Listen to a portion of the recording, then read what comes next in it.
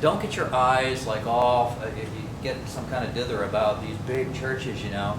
Big churches have to be broken down just like your church is to have any kind of life.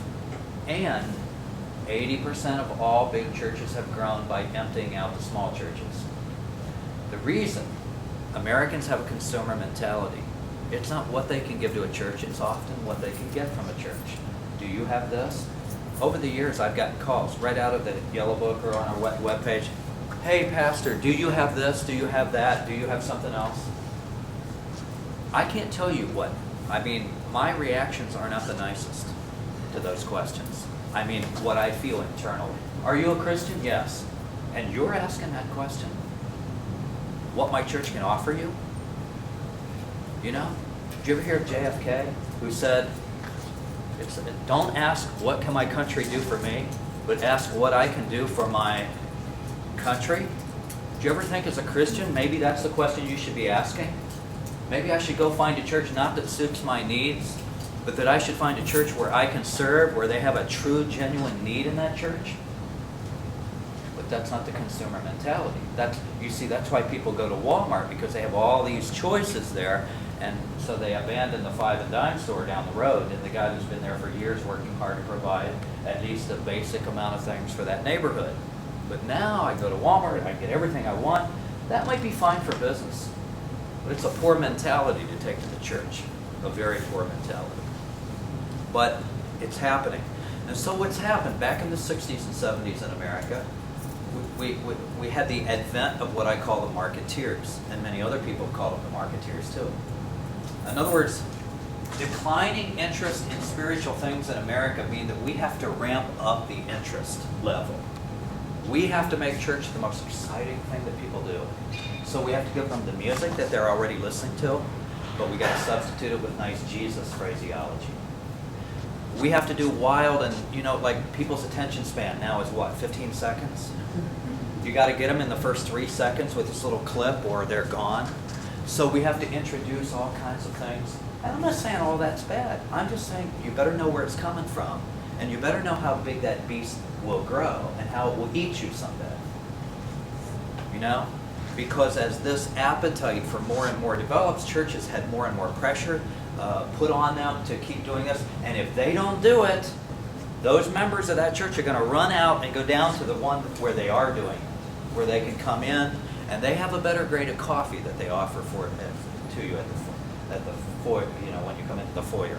Or they have more of this, more of that, and my kids, everything's put on a... So we go to church because we simply want to be served. We're not even thinking about the worship of God, or we're not thinking about serving other people. We're thinking about what's in this for me. That's called consumer mentality. And it came into the church, and pastors found out that the only way they could grow is to do that. So for decades, the big emphasis, if you want to grow your church, was that you had to entertain people properly to get them there. Now, my contention is if the Holy Spirit is present, I mean, because people pray and the word is preached and people sing with joy and there's this atmosphere of unity and a place where God is felt and people feel drawn into God's presence that has all the entertainment it needs. That will truly transform people. The rest will just amuse them and keep them from ever getting truly discipled. Now, 60s, 70s, 80s, probably more the 70s and 80s, wouldn't you say, Dr. Bird, this emphasis came, and what happened is it finally kind of ran its course, and it wasn't even enough. So now in the last 10 or 20 years, we've had to change our theology too into something called Emergent Churches or theology. And this is where you relativize theology even. Oh, whatever you want to believe, that's not the big deal. It's that you're authentic, you're real, you're this, you're that. And there's some good strands to this thing called Emergent Churches. But like Dr. David Wells said, we sold out the church, we sold out to the Marketeers in the 70s and 80s, and now we've sold out to the Emergents in the 90s and in the new millennium here. So we had to change our message, our methods first. Now we're changing our message even. That's why a lot of these televangelists won't use the word sin. It's all about how to improve your life, how, 10 steps to a joyful life. 10, and again, there's some truth to that, but where you're not telling people that this is sin, and the only way to get to God is to renounce your sin and to repent and, seek salvation through Christ and His atoning work. Have all the good, happy feelings you want, but you're not finding salvation. You're kind of just going to the home improvement or the self-improvement show. But that's where we're at, and a lot of this stuff. Joel Osteen is a master of it. He is a master of this idea that you don't say anything that really too much offends people, and well, Jesus might be against that, but make sure your hair is just right and everything's smooth and cool, relevant, and you're saying all the good stuff. Your church will maybe grow. There's a pastor in Phoenix, Arizona a few years ago who wrote in Leadership magazine, true story. He said, I built my church up to 10,000 people. And I'll tell you what the inspiration for it was. 20 years ago, he said, I went into a theater and I watched the film and everybody was excited about it. And he said, while I was sitting there, I recognized that if I would entertain people, they would come. Went back to my church and I implemented the entertainment idea. He said people came. We grew our church to 10,000 people. And then he said about a year ago, I had a heart attack. And I'm laying on my bed in the hospital. And he said, I'm facing God, facing death, and searching my own heart, my own motives for what I've done, why I've done what I've done. And he said, I understood that it was all chaff. This was all about me. This is all about me building a big church. This is all about me soft-soaping the gospel so that I could, fill the pews and the money would roll in. And he said, I was terrified to meet God. And I repented of all of it. And I said, Lord, I'll go back to my church if you give me a chance. And I'll preach the gospel. Jesus often preaches crowds away when he told them what true discipleship looked like. And the man that was quoted in the book by Mark Sankey a week ago Sunday night, that guy's built a mega church. And he said even himself over and over in his writings, what's the name of that book that he was quoting from? The Radical. He said, it's convicting to me to notice that when I preached, my church filled up, but when Christ preached, his crowds left. He said, I think if he was preaching in my town, he wouldn't have my audience. An honest man. And so what happened is a lot of these large church pastors, they began to understand that their motives weren't right, and not only that, they weren't even producing true disciples of Christ. And so, fortunately, thankfully, in the last 5-10 years, there's been a move back to truly making disciples in the local church. This guy went back to his church and began to preach the gospel like he really understood it. He thought his board would turn against him, but they said, no, Pastor, if this is what God's speaking to you, we're going to go with you. But he did lose about half of his people.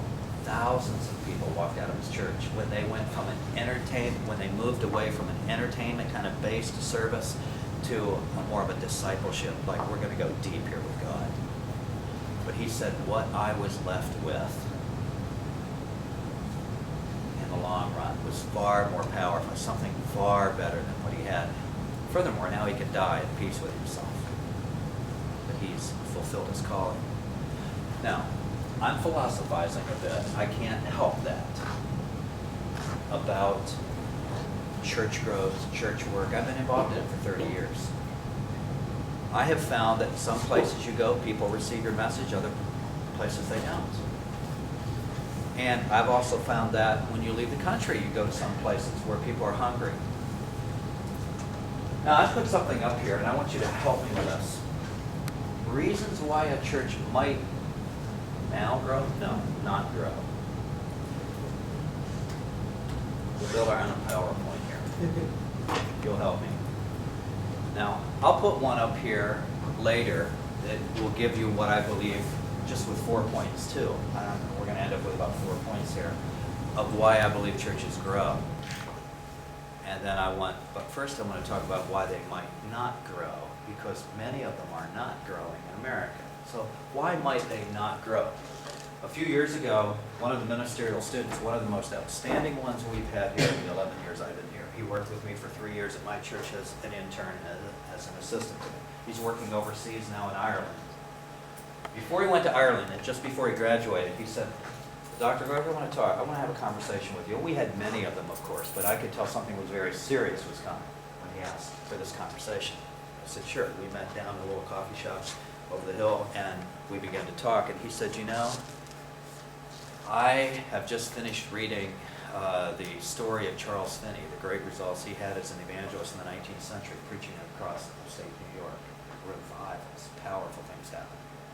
The guy would fast about every 10 days for half a day or a day, and then go back out and preach. He had people praying for him, Father Nash and Father Carey, who would pray for him, felt a call to ministry prayer while Finney would be preaching. Revivals would come wherever he went, pretty much. He said, I've read that, and he said, I understand that I'm going to a place in Europe. Europe even seems to have less response. He eventually wants to end up in Germany, where his grandfather came from, World War II. But now he's a pastor in Ireland, Northern Ireland, just took a church, and has been preaching. He said, I'm worried about the response. Like, do I have what it takes? Why do people not accept the gospel? And I said, well, let's talk about the possible factors why churches aren't growing and why we may not look successful in some contexts. There could be something called our own lack of, I'm just going to put this up here, spirituality, right? We're just not spiritual enough. We don't pray enough. We don't,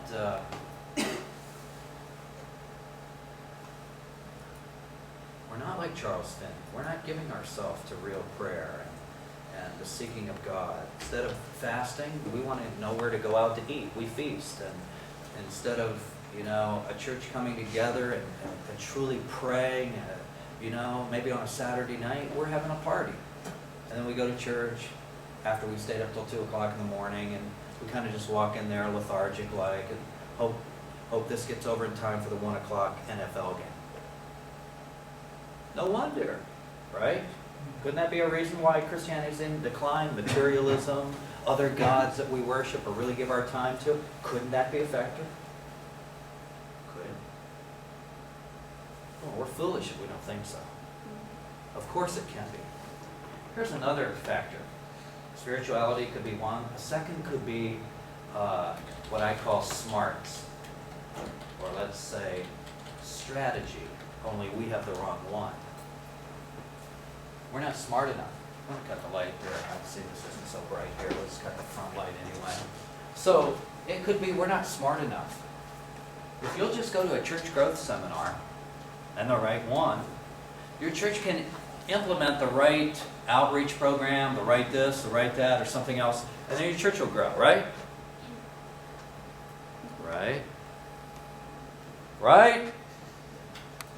Couldn't you be doing the wrong thing at your church? Isn't that possible? Maybe you're praying, but you're holding a great evangelistic service on a Monday night at 9 o'clock, and no one comes. You're like John Wesley. You're preaching in an Anglican church until you get a call from George Whitefield and say, hey, come down here to the mines. When the guys are coming up out of the mine, I'm preaching to them by the hundreds. They're listening. They begin to cry and weep until tears run down their face and leave streaks in their cold, dusted faces. Come and preach here. They're not coming to the church.